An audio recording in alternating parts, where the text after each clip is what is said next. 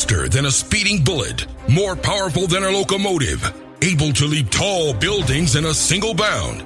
Look, up in the sky, it's a bird brain, it's a plane, it's iWalter. Yes, it's iWalter, strange visitor from another planet who came to Earth with powers and abilities far beyond those of mortal men. iWalter, who can change the course of mighty rivers, bend ears with his annoying voice, and who disguised as Walter Interranti, mild-mannered janitor for a great metropolitan newspaper, fights a never-ending battle for truth, nonsense, and the American way. And now, another exciting episode in the adventures of iWalter. Hey everyone, this is Walter from iWalter. I am doing a show, and it is Sunday, August 12th. It's almost 8 o'clock. It's 7:45. I have some material I'm going to try to cover. I came up with a show like yesterday, but I just didn't get a chance to do it. I have a big, important meeting I got to go down to Philadelphia for tomorrow afternoon, and I'm trying to decide. I mentioned to some people I might use what's called Lyft. You know, it's basically the same thing as Uber. And a friend helped me with that last night. So thank you, Matt, for helping me figure out how Lyft works. We did he had me do a test run down the street. Unfortunately, these services are rather expensive, but this thing I have to go to tomorrow is very important, as far as my future goes. So, yeah, I got to make sure I'm going to be where I need to go on time. I'll mention again, it is Sunday, August 12th, so it's the 13th. Tomorrow is the 13th, and that's when my very important meeting down in Philly is. Now, why I wanted to do a podcast even yesterday, I just didn't get a chance. I was kind of running around doing other stuff, and yes, I did see a movie, too. It was that movie Slender Man. I keep on saying Slander Man as far as yesterday was concerned, and I don't know where I made that analysis out of that or analogy that, okay, it's Slander Man, not Slender, so I must have other things on my mind. It's probably what it was. And the movie was okay. It's like a typical, I hate to say this, I never thought I would actually get to this point in my life that I would say, oh yeah, this is just for kids. It's like a kid's movie, and it kind of was. It was entertaining, and it didn't cost me anything because I used this thing called Movie Pass. And you pay $10 a month, and you used to, with Movie Pass, you were able to see as many movies in 1 month as you could handle, and you paid $10 a month. Now they changed that. It's like going to be 3 movies a month for $10. It's still a really good deal, don't get me wrong. So I had seen that. I actually saw the movie Meg, or The Meg, and it was actually interesting. It was a little bit boring, but it was actually pretty good. I enjoyed it. That one I paid for out of pocket, though, because that's another thing with MoviePass. They're very temperamental on times and, movie theaters you go to, the whole 9 yards, they're getting a little bit cranky about that. They're losing too much money is what it is. So, the things I wanted to cover, let me pull this up so I can actually look at it. It's actually going to be less of me talking, which is perfect. That's the way I like it. And more of other people talking. Literally, actually. I got 2 sound clips from Ben Shapiro, one from Ken Matthews. It was on Friday's show. It was something he had a gentleman call in, an older man, and what he said was really good, and it goes right with what I've been trying to tell people on my podcast for years. And that was on Ken Matthews on Friday, and then, again, Ben Shapiro supports something I've been saying for years also. So it was perfect. And it was like, wow, I can do a show where I don't have to really do much talking and get the point across I've been saying, but it'll be from somebody else's mouth, not mine, which is perfect. And then just now, there's this thing, I think it's called CRT. It's different people who, are right conservatives. And there was this woman, she mentioned something about Philadelphia and the problem of our sanctuary city that we have going on right now. And it was like right before I was ready to do my podcast. It was like, great, because this will cover enough, probably enough of the enough ground that if I even talk for 15, 20 minutes, the rest will be covered for the rest of the show. Maybe not. I don't know. But I like this because I, again, don't have to use my mouth the whole entire night, or for the hour I do my podcast. Before I go into that stuff, though, I did go to the very last concert I could afford to buy before I lost my job at this point. Hopefully I can get reinstated. Was Rob Zombie and Marilyn Manson. Now, there's good and bad about that concert. I bought that ticket months ago. I probably even bought it last year for all I know. I know I bought it. Now you got to buy tickets. Actually, you do. You got to buy tickets a year in advance. And it's ridiculous because you don't know what's going to go on by the time you get around to going to these concerts. This was on a Thursday night, too. So, when it was in Camden, and I had a hard time, I got down there actually in very good time. I got down there like 2 hours early, 3 hours early, which I've been doing the concerts because it's a real pain in the ass going through Philadelphia and finding parking and, getting around these streets because you got so many drivers, people who should not be on the road, and they're very dangerous. We got a lot more people moving their way down into Pennsylvania from New York and New Jersey, and they're actually buying up homes around here because, why? Because the cost of living is way too high. And why do they do that? Or why is that the case? Well, because they keep on voting Democrat, and the cost of living gets so tremendously high, they can't afford to live there, and then they come down here where we are a little bit, not much. We're a little bit more sensible in how we vote and who we elect for governor or whatever. And we don't have that much of a problem. Now, I can't say that for Philadelphia. That's a whole different ball of wax on what's going on in Philadelphia. That's sanctuary city. So that's just as bad as New York and New Jersey. So why do the people from Philadelphia move out to the suburbs? Because of the same reason.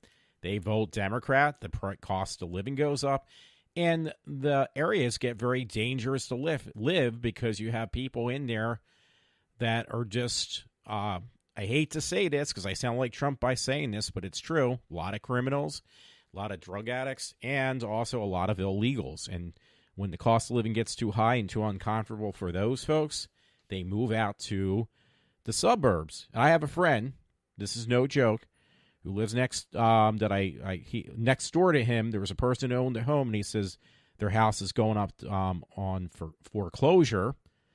And he said that he knows that it was kind of obvious that he was pushing drugs.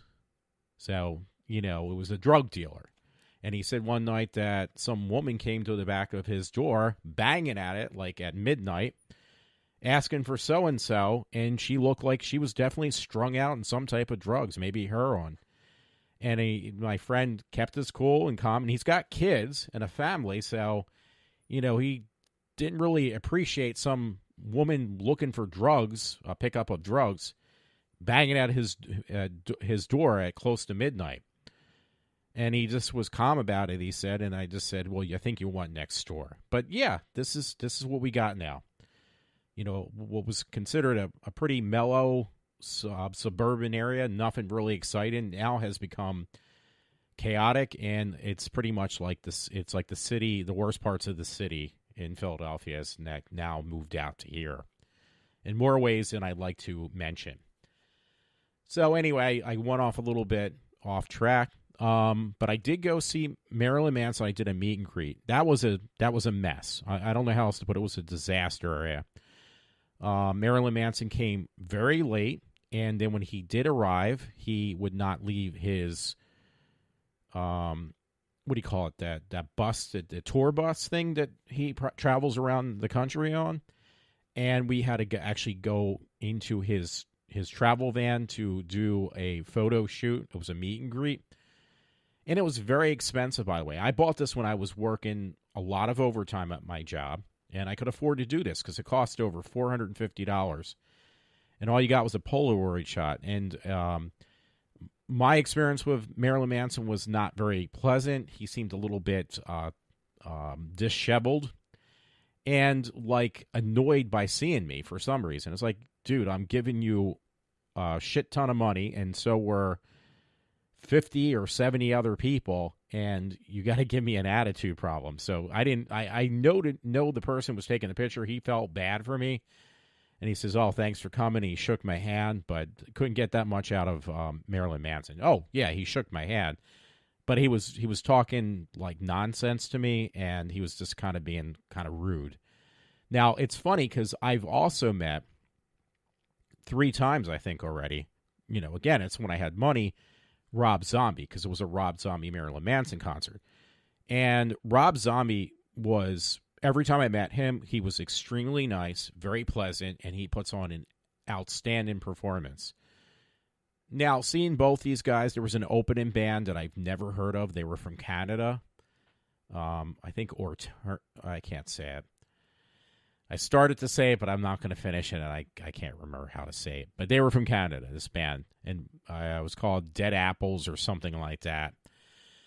And they were okay, but they were annoyed. I was annoyed by listening to them, so I just left for a while, came back, and when Marilyn Manson came on, it was like, okay, I'm going back in.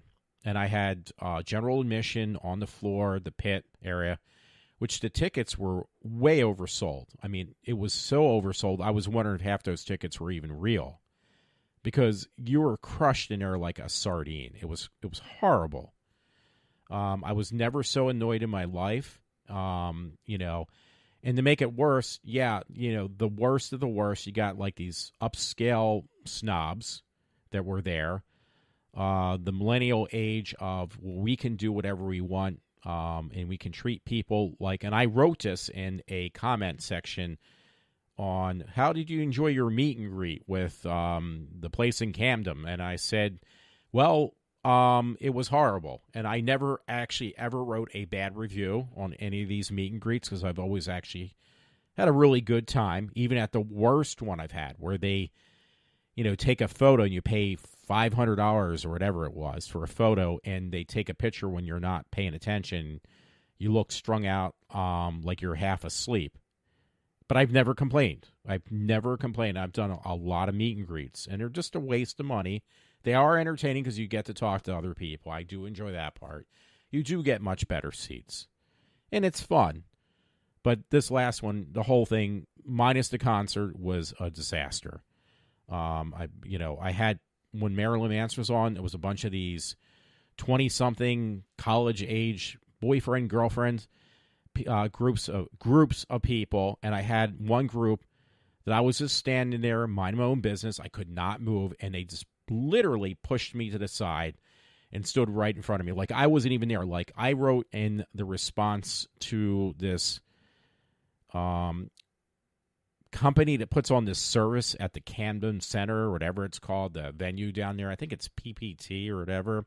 I don't know. And I don't even care at this point. I told them, they literally pushed me aside like I was a piece of dog fecal matter. And I wasn't kidding, because that's how hard they pushed me. They literally pushed me so hard that I actually got knocked over. And it was like, what is the purpose of this? You're supposed to be like a fellow, almost like a patron who also enjoys the same type of music as I do. That doesn't make sense why you would knock somebody over like they're not, they're beneath you, like a piece of like dog crap. And I didn't appreciate that, so I definitely wrote that in the comments section for this venue. I said this was very disappointing. I said I wouldn't recommend it to anybody, I don't think. And I say think because, again, I've been to Marilyn Manson 3 times before this, and I was at Rob Zombie almost the same amount of times, maybe more, and never experienced this kind of nonsense before, and I was very, very disappointed. And then I had these boyfriend girlfriends where the guys would let the girlfriends and you're right near the stage, let the girlfriends go on top of their shoulders. And one time I stood on top of some podium, and one of the people at the venue said, you need to get down. But then there was like dozens of boyfriend girlfriends where the girlfriends were on the tops of the guy's shoulder blades, and these people at the venue did not say a freaking word. They did not say anything until one girl actually did fall off the guy's shoulders. Then he said something. It's like, okay, that's a bit of a double standard. It's okay for girls to stand on top of their boyfriends, and one was an older woman, but it's not okay for me to stand on something that was actually a lot more safer than than what they were doing. I mean, that was very dangerous. But what I was doing was more dangerous, even if it was a flat pedestal. So again, I was extremely annoyed. I did get some decent pictures for once. Well, I usually get one or two. I got, I think, a couple decent ones. They weren't fantastic, but they were good enough for me.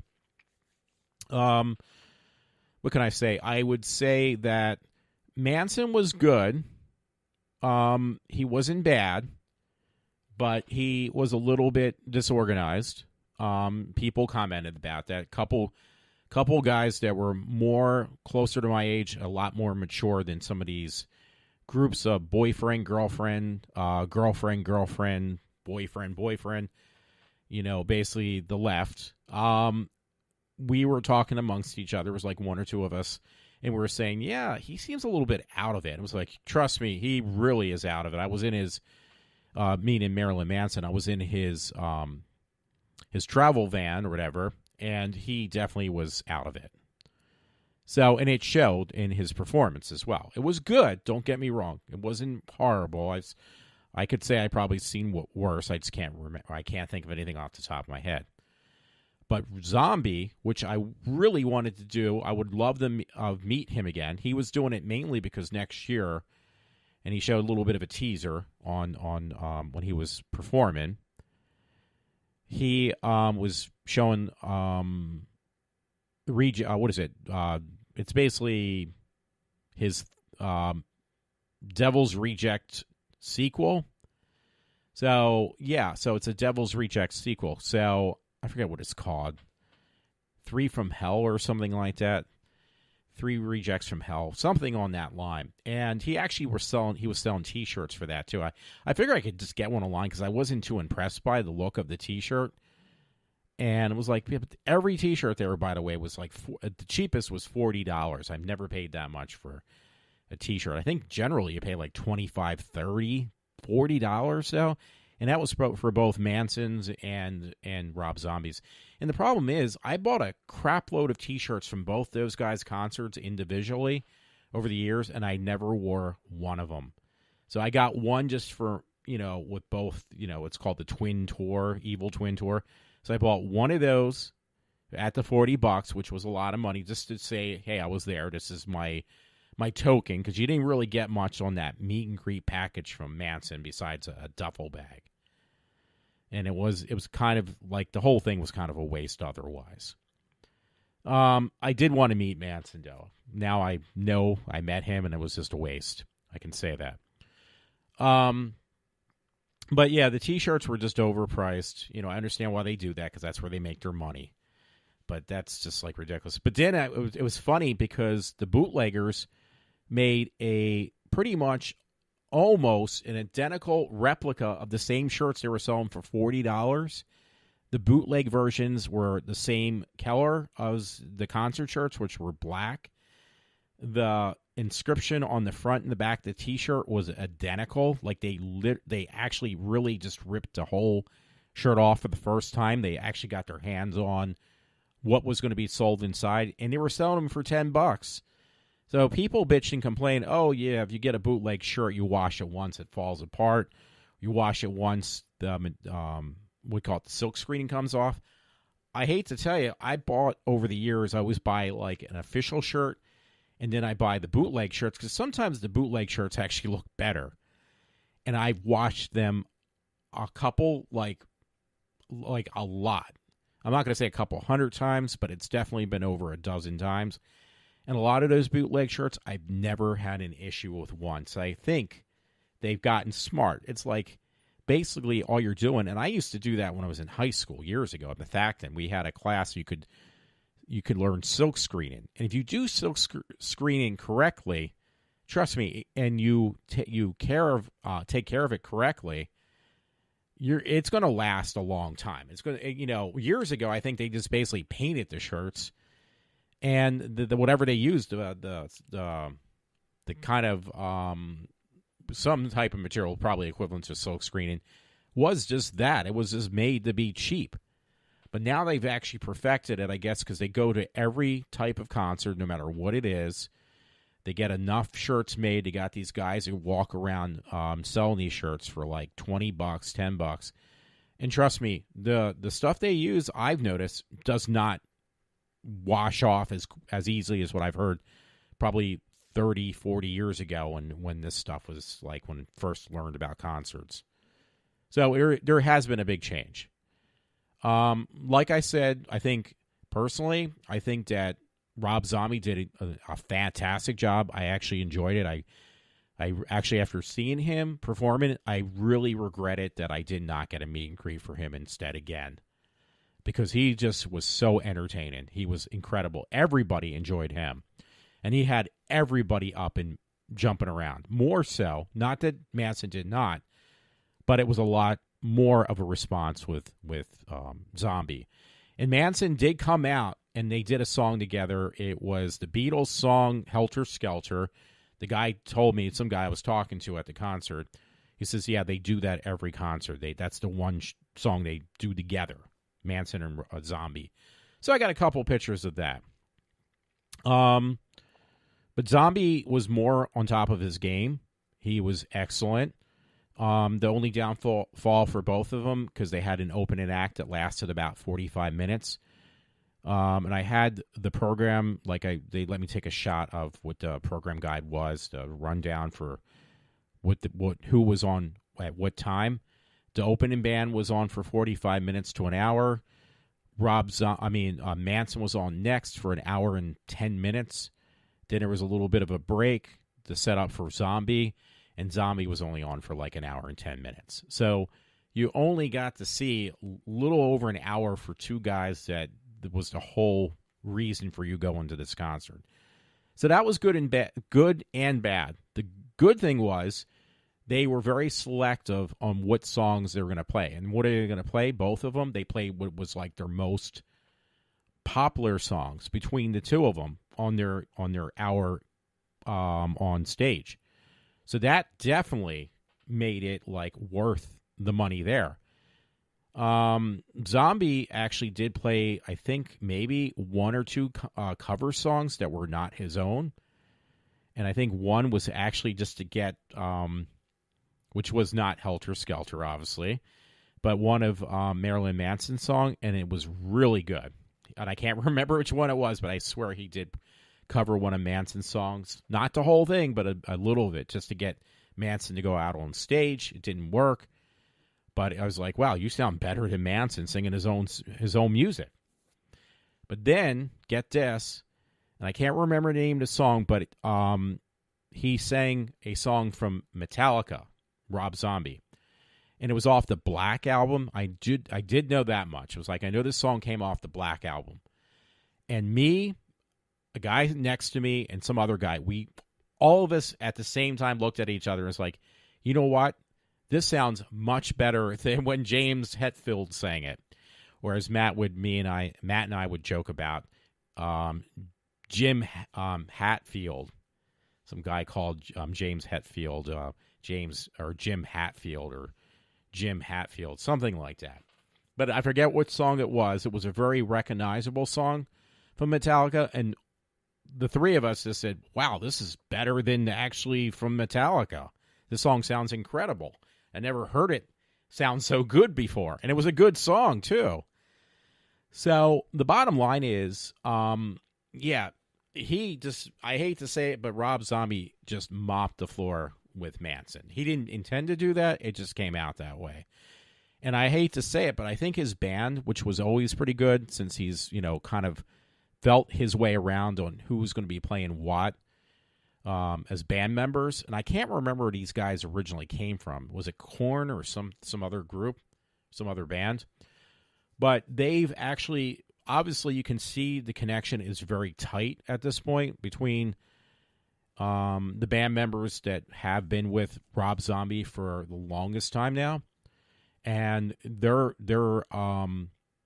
are so in sync with Rob Zombie that their performance was just all the guys. I can't remember how many there are. Was there the drummer, the bass guitarist, and I don't know if there was another one, and then obviously Rob Zombie.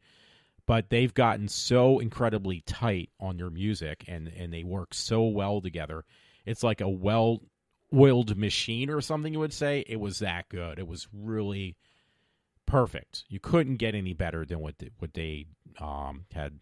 And the costumes were incredible on all those guys. Like, they really... the costumes, they had like these big monsters that came out, because Rob Zombie's about monsters, and he sang More Human Than Human with that big monster robot thing. He had a big demon come out, somebody in a costume of a demon. Everything was just so perfectly organized. It was like, oh my God. My friend Matt asked me, do you ever get excited going to a concert like you did when you were younger? And sometimes, yes, I do, but it all depends on the performer. Like this is completely different. When I saw Taylor Swift, this time it was okay. It was actually definitely good. The last time I saw her, a couple years or 2 years ago, whatever it was, she put on such a incredible performance. She actually did one song that the performance itself, not the song, but the performance, remind me of from the movie Singin' in the Rain. And she literally had, and this is on the Lincoln Field Financial, she had it set up where they had the same exact attire, like in the movie Singin' in the Rain. They had umbrellas, and they had rain coming down on the stage, even though it wasn't raining out. And it was like, my mouth actually literally just dropped to the ground. I was like, this is incredible. And yes, it was just as exciting. It was better than anything I've ever seen since I was younger, because they didn't have that kind of, they didn't try to push that far on their performance like they do now. They try to they almost are forced to, these entertainers, to outdo themselves from the last show. The only other one I really enjoy is Lady Gaga. I've seen her, I would say in 2 years or whatever it was, I've seen her maybe at least 6 times, maybe more, because I also saw her with Tony Bennett. And she's another one. She really tries very hard to make sure that you get your money's worth. So it depends on the concert. There's other ones that, yeah, it's just like, well, this is kind of depressing, and I'm, what time is it? Like, check my watch out, because it's not going fast enough. I'm actually getting extremely impatient and bored. I want to go home. I've been through that too. Manson was a little bit iffy because of the rude other people. Rob Zombie was just incredible. There's no other way to put it. He was just incredible. So I said a lot more than I wanted to, but that might be good, because then I can just go through these clips, which I wanted to do. And I'm not sure how to do this. So what I might do is I'm going to play the Ben Shapiro ones first, and I'm not sure which order I'm going to put them in, because there's 2 different clips. And then I will try to play the Ken Matthews. And then I will play, for the very last one, the one I just ripped before I came on and started my podcast. So that should work, because I think that will work in a nice order as well. So I can't really tell you much, but you'll hear it. Why tell you what it's about when you're going to listen to it in the next few seconds, and then just reiterate what you just heard, unless there's something that I really like stands out and it's like, yeah, I definitely want to comment on this. I will see. But here we go. I'm going to play the clips from Ben Shapiro. And if you listen to my podcast for any length of time, even a few of them, you'll realize this is something I've complained about, and it just gets kind of snotted off, or, well, you really are paranoid, Walter. You don't know what you're talking about. So hearing this from somebody who is proven something that I supposedly am paranoid about, which you will hear, I'm not going to say anything, kind of just strengthens my point that I've been right all these years. So I'm going to play that next. I'm going to pause this and let me know what you think, and I might comment, like I said, when I'm done listening to it myself again. I would love to have a real conversation with you about the issues. You've noted you think Republicans are afraid to debate you or talk to you or discuss the issues with you. Not only am I eager to discuss the issues with you, I'm willing to offer $10,000 to your campaign today. Wow. All right. First, the challenge, and then the rejection. Conservative commentator Ben Shapiro calling for a debate with Democratic Socialist Alexandria Ocasio-Cortez. He wants to debate her. He wants to debate her on the issues. The New York congressional candidate taking issue with Ben Shapiro, tweeting out, "Just like catcalling, I don't owe a response to unsolicited requests from men with bad intentions." And also, like catcalling, for some reason, they feel entitled to one. Whoa, all right. We called Ocasio-Cortez and we asked her to come on the show. She has yet to respond. But you know who did respond? None other than Ben Shapiro for his first interview since that tweet. Ben, it's good to see you. Good to see you. Making First of all, I news just here. want to know quickly. She's making news with you here. Go ahead. Yeah, quick comment. First of all, how dare you catcall Alexandra Ocasio-Cortez by inviting her on your show? I mean, how dare you? That's sexism in action right there. Yeah, apparently. You know, what do you think of that, though? I mean, to use that term, which, you know, that's just to remind everyone, a woman's walking down the street and someone, you know, whistles or something, that's catcalling. How is what you did, asking her to have an intellectual debate on the actual issues, how is that in any way relevant or similar to a catcall? Catcalling must be very weird in Queens. I don't know if they're like construction workers standing on street corners and shouting to women, "Hey, baby, want to have an hour-long public conversation about trade policy and the vagaries of Viennese economics versus neo-Marxist economics?" It gets strange in her district, apparently. But again, this is so many folks on the left jumping to a sort of intersectional defense in which anybody who requests a discussion or a debate must be evil by their very nature, right? I'm a man, therefore I am catcalling her, even though as an Orthodox Jew, I have never catcalled a woman in my entire life. It's catcalling because I guess if I suggest that I want to have a conversation, I'm demanding a response. Well, every request is a request. All she had to say here was, nah, that would have been fine. I mean, she's got that prerogative, but she goes around talking about how... I mean, that's part of a platform, absolutely. right? Everybody's a victim, and you know, we need to take as much money as we can from everybody else to redistribute it. That's what socialism is about. So is she just playing that victim card? No question. And the fact that she feels the necessity to go to this particular card, right, to play the I'm a female and therefore I'm being victimized, this is like catcalling. The fact she goes there, instead of just saying, you know what, I'm not interested in debate, the reason she didn't say the latter is because she didn't want to look like she was afraid. And she's been going around on the Internet suggesting that people like Ali Stuckey are afraid of her when they make satire about her, or that people on the right are deeply afraid of her perspective. And then the minute that somebody says, you know what, I'm willing to have a discussion or a debate with you, and not only that, just to make it worth your time, I'll give money to charity or your campaign, then it's all of a sudden catcalling if you suggest such a thing. It's pretty amazing. Well, you know, I first saw that, and it didn't even make sense to me because of the use of the word catcall and the fact that you actually were asking her to have a civil conversation and a real debate. But she's not going to do it. Why do you think she's not going to do it, Ben? Well, I mean, I don't think there's a lot of upside for her, to be frank. I mean, if she were to get into a discussion with somebody who asks her tough questions, I don't think she has the information or the philosophy at her disposal to actually answer those questions well. And she knows that, which is why her best move here would have been either to just ignore or to say no, and then everybody would have moved on with their life. But instead, it turned into her invoking victim status, which, you know, rallies the base. There's no question folks in the media are very excited about this. If you look at the leftist response to her tweet, it's Ocasio-Cortez responds the way every Democrat should respond to anybody on the right who wants to have a discussion. And then they wonder why more Americans are turning away from the intersectional left than ever. Yeah, you know, Ben, one of the things that has always made us great is an appreciation for some kind of intellectual diversity, right? Being able to have civil debates, being able to share ideas. I mean, that's how we evolve. That's how we get better. But when one side isn't even willing to have the conversation, where does that leave us as a country?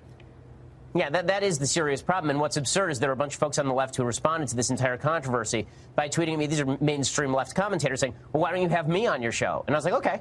And they didn't really know how to respond to that because I'm happy to have conversations with folks on the left. I have conversations with folks on the left all the time. The left just doesn't want to open the Overton window enough to have conversations with anybody on the right. Yeah, well, because they automatically assume they're right, you're wrong, and they don't want to be proven otherwise with any kind of factual knowledge. I mean, look, you know, I think if you go out and you ask anyone, and you know this, brother, Americans believe in opportunity, right, and prosperity. It's just in our DNA. It's part of what this country was founded on. But you go around the world, and whether you're talking about Venezuela, or you're talking about Cuba, you're even talking about Denmark, where they charge well over 50% in taxes at the federal rate. So everybody's working for the government, where you pay 180% tax on a car, which is more than the cost of a car. Or, you know, you go to college and get a stipend. They plan on 5 years, but everybody's taking 6+ years because you're being paid to go to a free college. It shows you when when you look at their debt levels, even in Denmark, it just doesn't work, does it?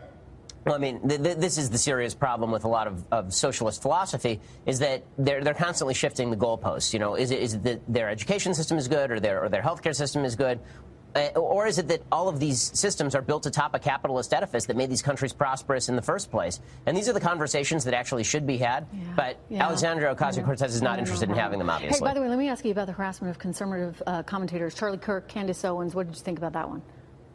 Well, I mean, obviously, that was insane. And I told Charlie I feel lucky that I eat in kosher restaurants where most of the people who are around me are members of my community, because I'd like to be able to get through a meal in peace. Apparently, Charlie and Candace cannot.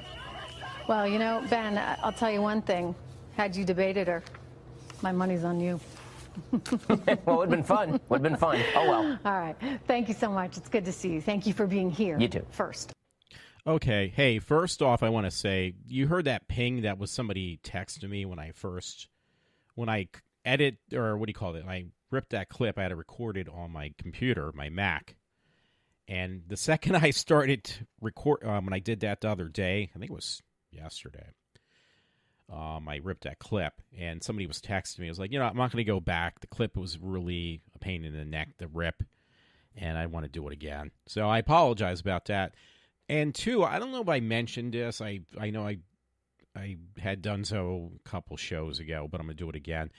Lately, I usually use either my Mac Pro desktop, my Mac Pro laptop, but lately I've just been using this HP computer I bought. It was supposed to be just an experimental laptop I got for $200-300, and it came with Windows 10, but I removed Windows 10 and I put on a version of Linux. Originally, it was Ubuntu. I had problems, and then I went to Linux Mint, and that's what I am using. So, yes, the last couple shows were all done on Linux Mint, and never had an issue, knock on wood yet. Knock on hardware. Ha ha. Anyway, Cortez, yeah, she's a real joke, I guess, and Alexandria Cortez, she's something else. And when I heard about this on Matthews the other day, then I told a friend, and the friend found these audio video clips, and I just got the audio off of them. It was like, yeah, this is exactly what I've been complaining about for years, especially at work, where these women, a lot of women I work with that are higher ups and everything, are always crying rape and victim. Hey, I'm a victim. Walter's, not that they're saying this directly, because I know my friend Matt say, do they actually say this to you? No, but you can tell they're giving you that look of like, this guy is a creep and he's hitting on me. It's like, no, I'm actually trying to be professional, and you're being very unprofessional in many ways that I don't even need to mention. You can just know by looking at them they're being unprofessional. And yes, I do mean the way they dress, the way they act, very like children. So, and I've been complaining about this for years. I go out in the public, like yesterday, I hate leaving the house. I don't like leaving and going out to do shopping, to go to the movies, or do anything, because the first thing you get is just this glare from the female perspective, from the female side, because they got this in their head with every other, I hate to use this word, every other minority. Well, you got to watch out for these white guys because they're homophobes, they're homophobes, and they're going to hit on you, and they're going to rape you. And that, especially had really started in the last year and a half after Trump had taken office, when the media kept on pushing in people's little minds that, well, you know what? All these Trump supporters or people who believe in Trump, they're going to rape you. You got to watch your daughters, and you better watch yourself, ladies, because they're coming after you. And it's like, grow up. But they don't. So anyway, let me play the next one. Kind of almost very similar to what it was just said. But both these clips were off actually the same article. There was video clips from, I'm trying to look for his name already, Ben Shapiro. They were both from his from the same article they wrote up on him. I think it was Fox News. So don't say, oh, you listen to Fox News. Yeah, you are a bad guy. You're going to rape women. and you hate. You're a racist. Grow up. Okay, let me just play the next one. I just had to say that again.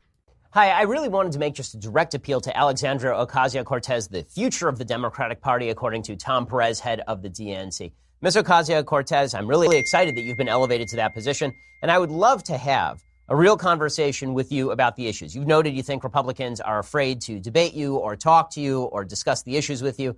Not only am I eager to discuss the issues with you, I'm willing to offer $10,000 to your campaign today for you to come on our Sunday special, and we can have an hour-long conversation about all the topics under the sun, really probe your belief system. And frankly, if you want to raise charity and we'll do it as a debate, we can do that too. However you want to do it, I am more than willing to talk to you. I would love to have this conversation. So let's make this happen. Let's make America a more civil and interesting place. Let's do this thing. Okay, so now you got to hear that clip. I forgot. I didn't realize what that was about, but that was actually good. That was Ben Shapiro's asking Cortez, hey, let's kind of duke this out. We're going to have this debate, an intelligent debate amongst each other, and we're going to point out each other's sides, and, it would be really interesting. Come on my show. But you know what? Personally, I think he was being very sexually, making sexual advances at her, as you can know by his tone of voice. And, I would be offended by that. That poor woman, Cortez, he was catcalling at her, and that was horrible. And I also believe, by the way, in pink bunnies and our pink elephants and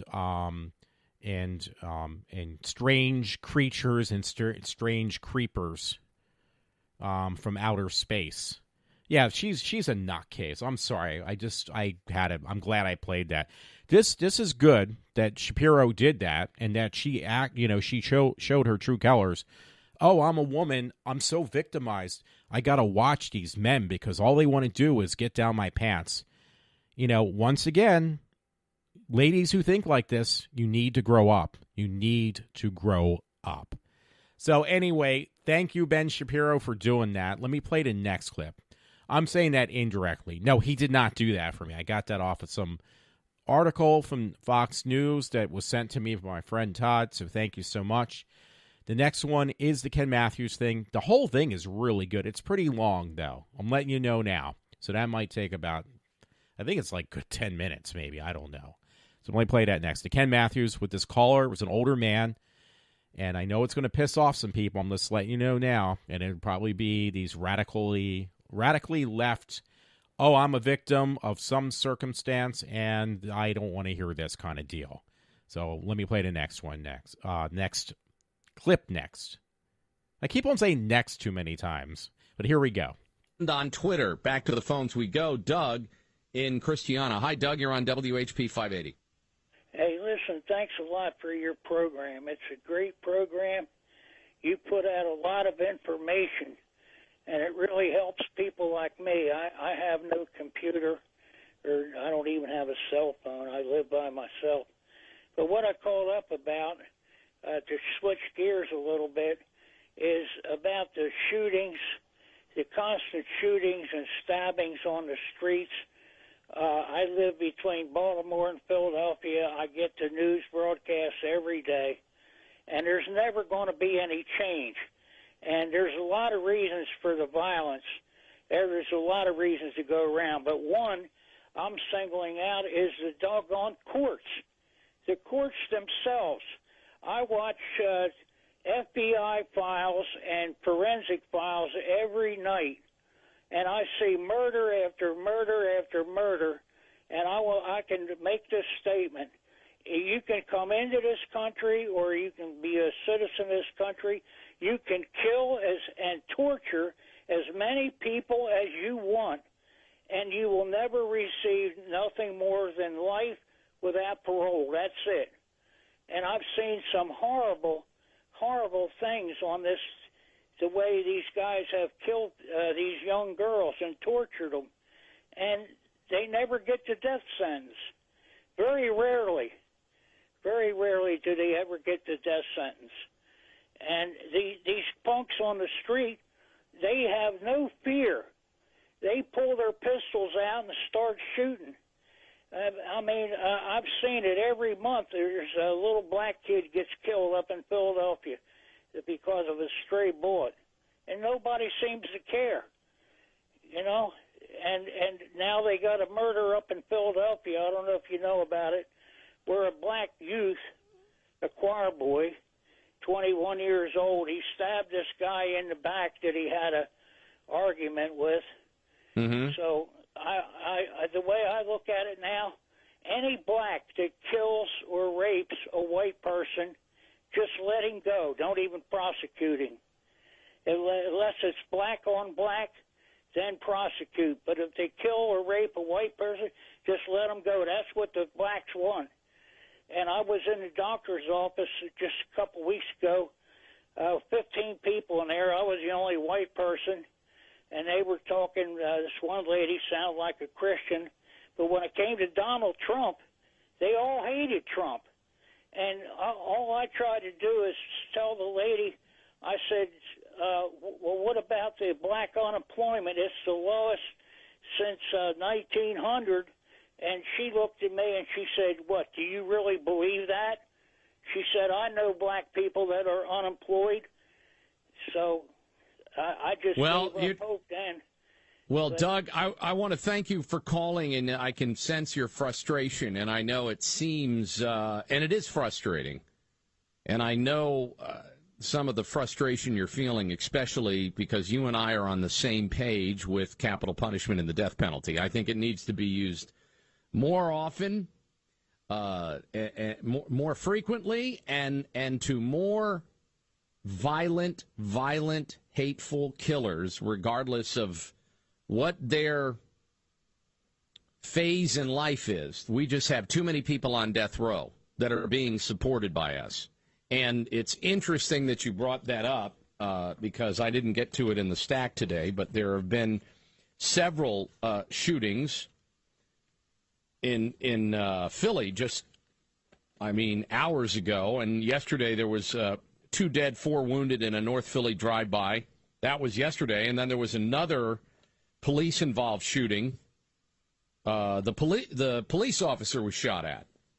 There were bullet holes ripped across his windshield. These are 2 separate shootings. Now, when police get shot at, it's not really a big thing because it's got to fit a narrative. But I hear Doug's frustration.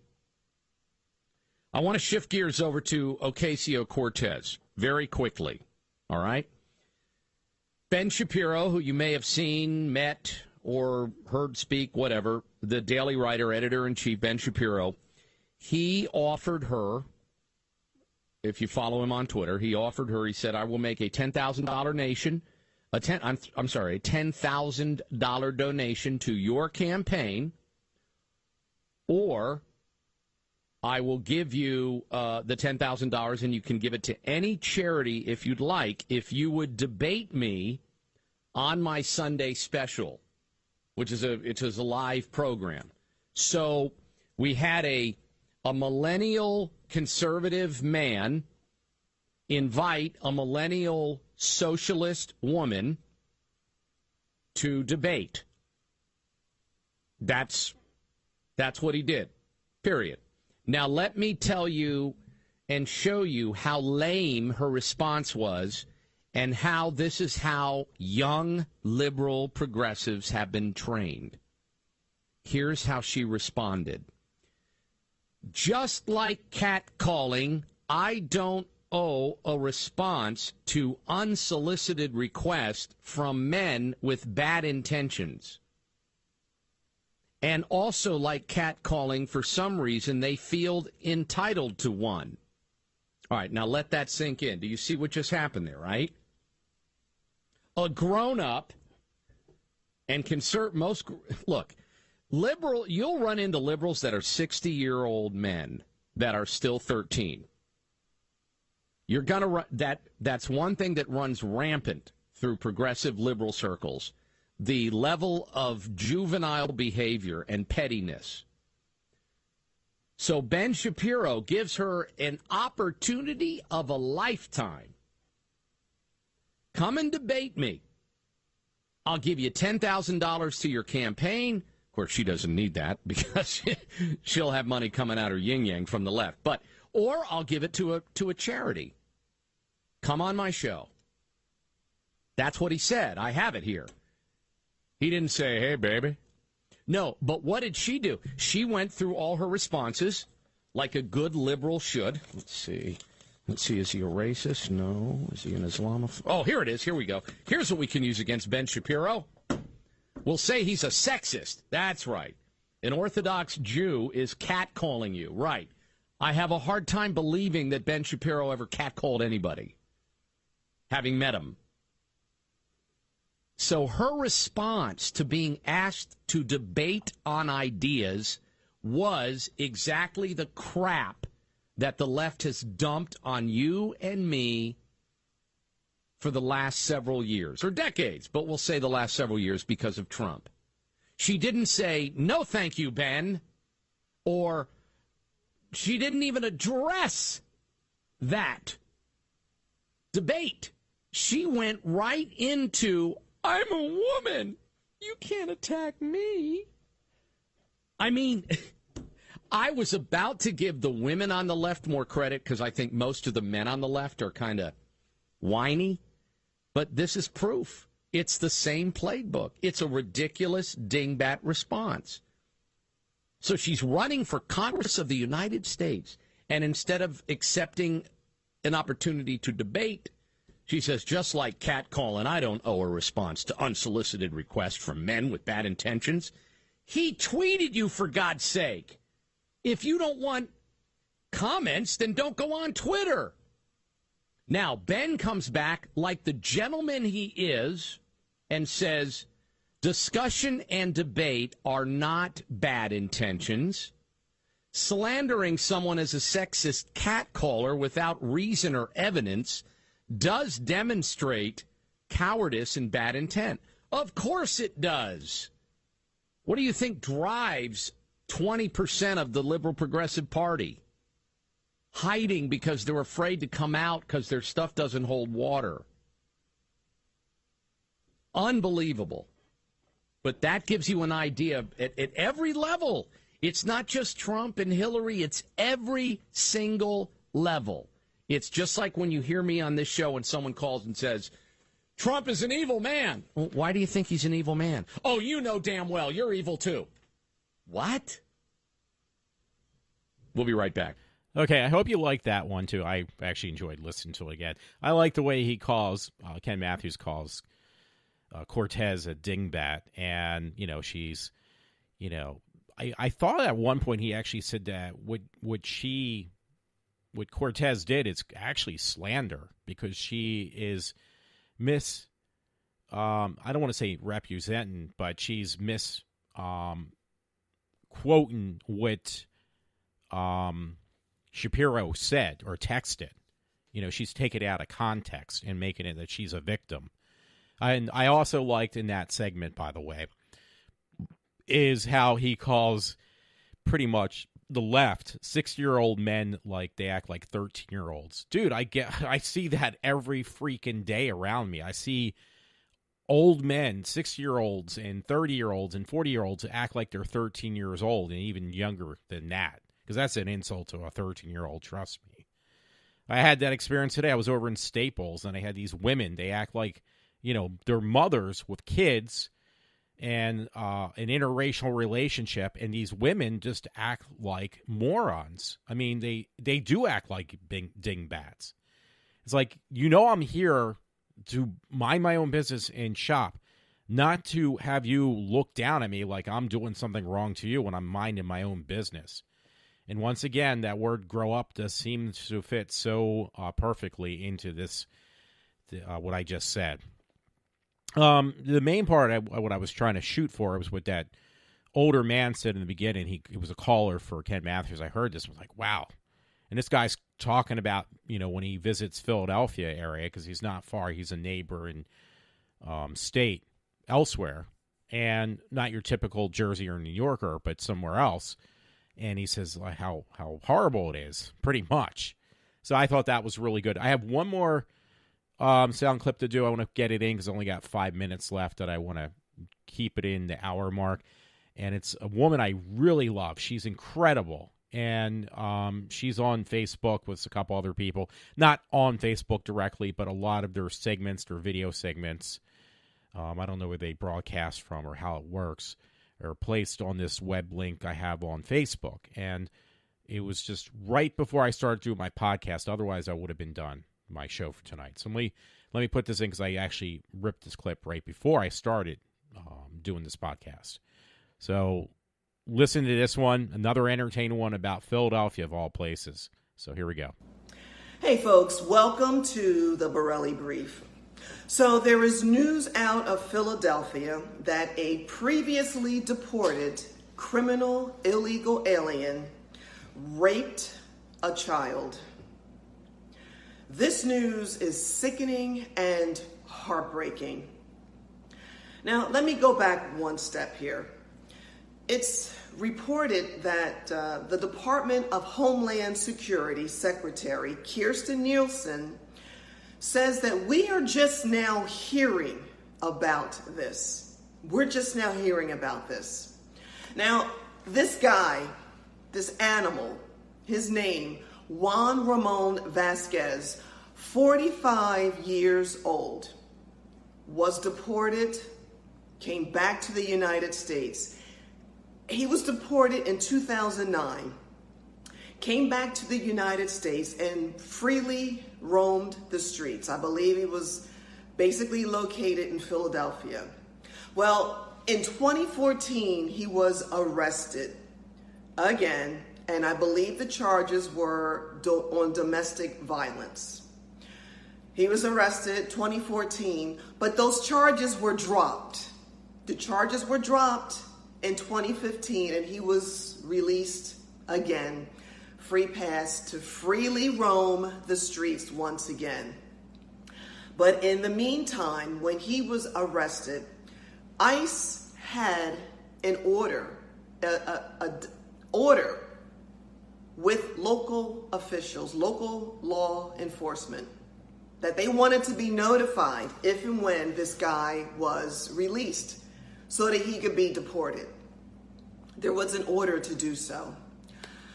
Well, local law enforcement in Philadelphia took it upon themselves not to cooperate with ICE officials with this guy.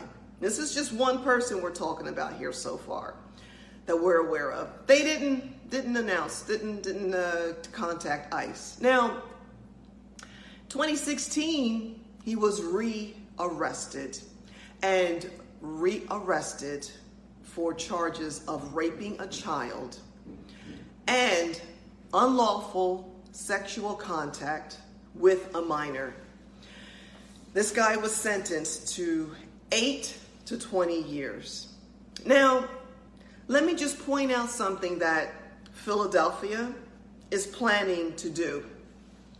Let me read a statement, and I quote, "Last month, Philadelphia announced it will end a major information sharing contract with ICE, bowing to intense pressure from activist groups and drawing immediate condemnation from federal officials. The move means the city will not renew a decade-long arrangement to share real-time arrest information with ICE when the agreement expires at the end of August." So, moving forward, end of this August, this is what Philadelphia is planning to do. My friends, Philadelphia is a sanctuary city. There are numerous sanctuary cities across the country. California is a sanctuary state. This is the outrageous nonsense that we are dealing with. These outrageous and dangerous liberal laws and policies that we are dealing with. Policies and laws that are protecting criminal illegal aliens and ignoring the safety and security of innocent people, of law-abiding citizens. How many stories do we not know about that we don't hear about on this level of this magnitude? How many stories are out there that have happened that have not been reported. Again, we are just now hearing about this, and this didn't just happen. How many more innocent people will suffer the consequences of these failed liberal laws and failed liberal policies? How many? How many people will suffer from these outrageous laws from liberals? They care more about criminal, illegal aliens than they do about the safety and security of innocent people and of law-abiding citizens. It is absolutely outrageous. I'm Deneen Borelli with CRTV. Okay, you know what? I was going to end the show there. It's exactly at 1 hour. But I just want to make one last comment. I don't need to say any more. And I hope people listen to what Deneen Borelli had said, because I couldn't say it any better. So just food for thought. That's Philadelphia for you folks. And try to find some fake news in that, which I doubt you will. So have a good night. This is Walter from iWalter, and thank you if you listen in.